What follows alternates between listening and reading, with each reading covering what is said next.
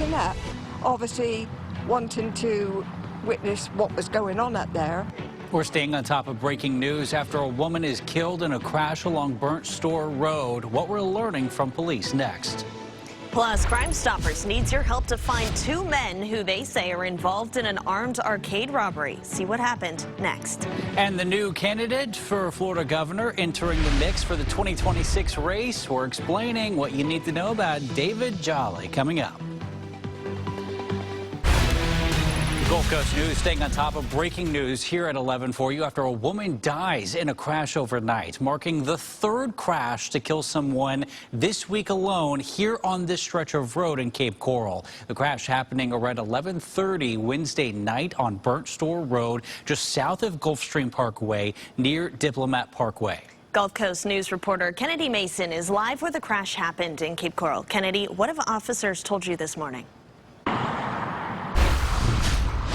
A woman is now dead after crashing a car into this canal off of Burnt Store Road. You can see the damage to that guardrail, pieces of it left and part of it just hanging by a thread.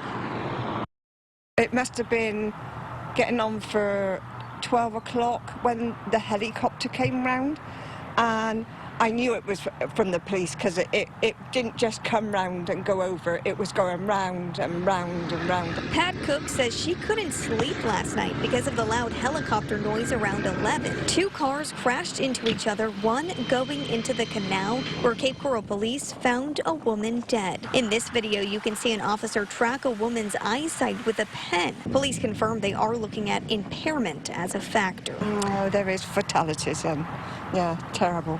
Yeah. Cook says she saw police cars blocking off Burnt Store Road South, redirecting cars. And it was so noisy, because it wasn't just one siren.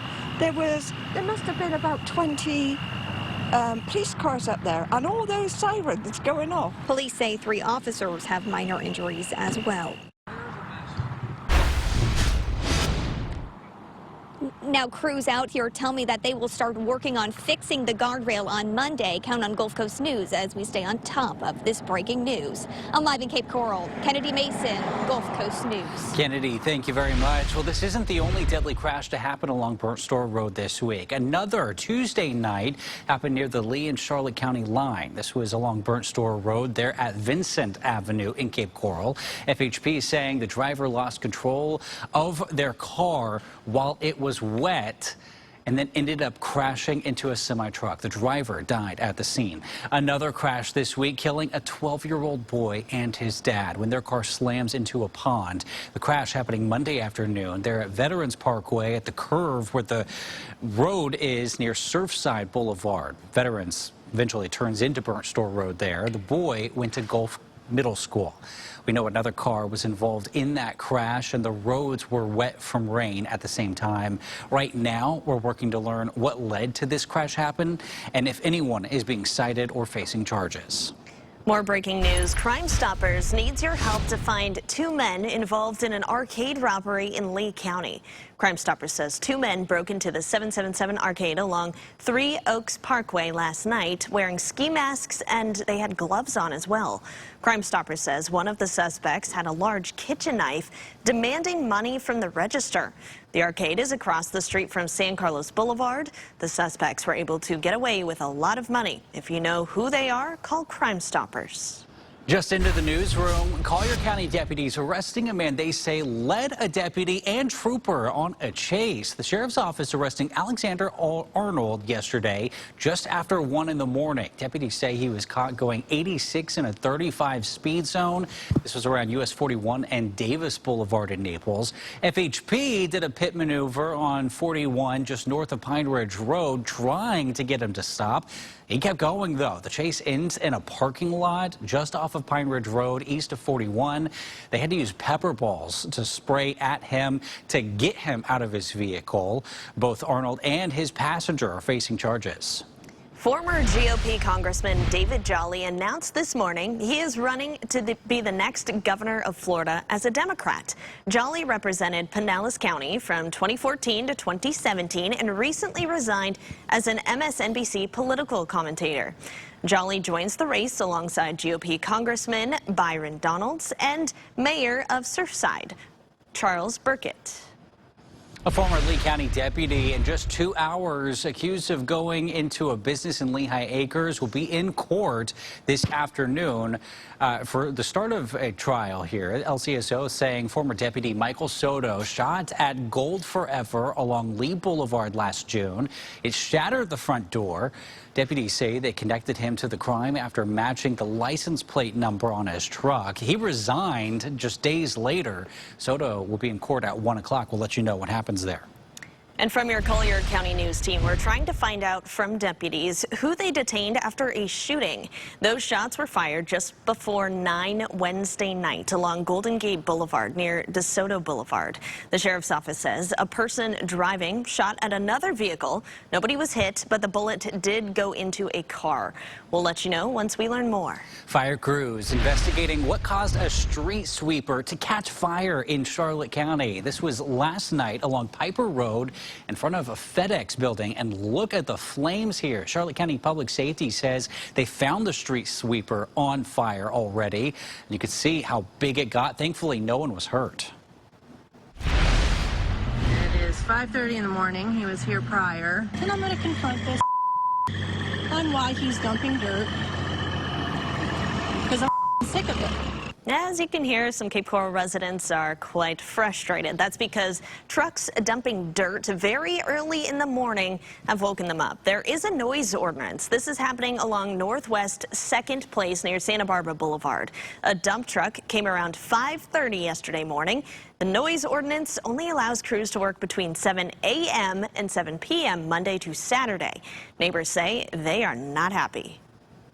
So until this happens to you, you might think I'm complaining, but it's not a nice thing to wake up to numerous times. It's disturbing. It's like just pesky, you know, that they don't take into consideration other people's schedules and they don't follow the construction schedule. So it just gets frustrating. The city of Cape Coral has an active code case at the site. Inspectors visited the home Wednesday and will be back today again to check for those violations. Naples Pride released a new statement ahead of Pride Fest this weekend, as many people are expected to be protesting the event. Naples Pride says they understand some in the community who are fearful, but they later go on to say they can promise love, community, and the truth of who they are. They say that will always be louder than the hate, and they embrace their right to free speech. Naples police will be closing streets near Cambier Park and increasing security to keep everybody safe this Saturday. Protest organizers say they plan to have a couple hundred people show up to protest this event. When I have naked people, I think you see more naked people at the beach than you see our festival. Not I think, I know. We've seen video of the drag queen show at Cambier Park from years past, and I don't believe it is in any way family friendly. I just don't think it's appropriate. Pride Fest at Cambier Park starts at 11 a.m. on Saturday and ends at 4 p.m.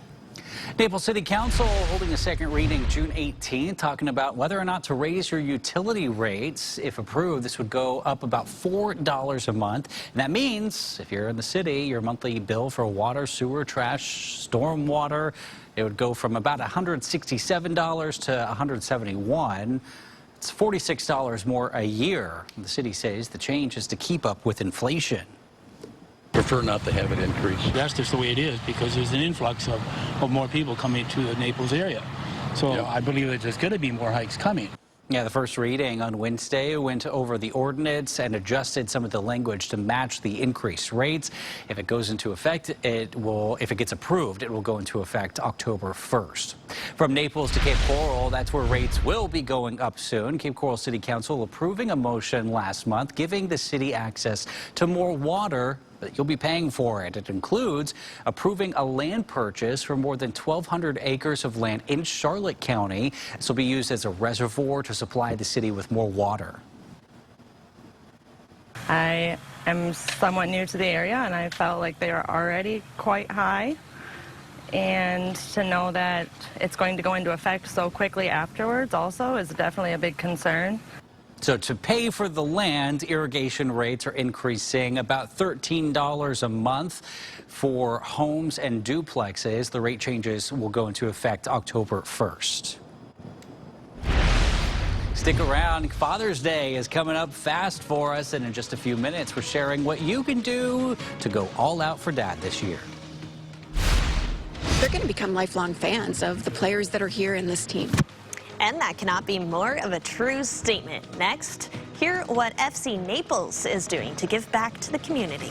And Saharan dust has arrived to the Gulf Coast. I'll show you how long you'll have to deal with the hazy skies.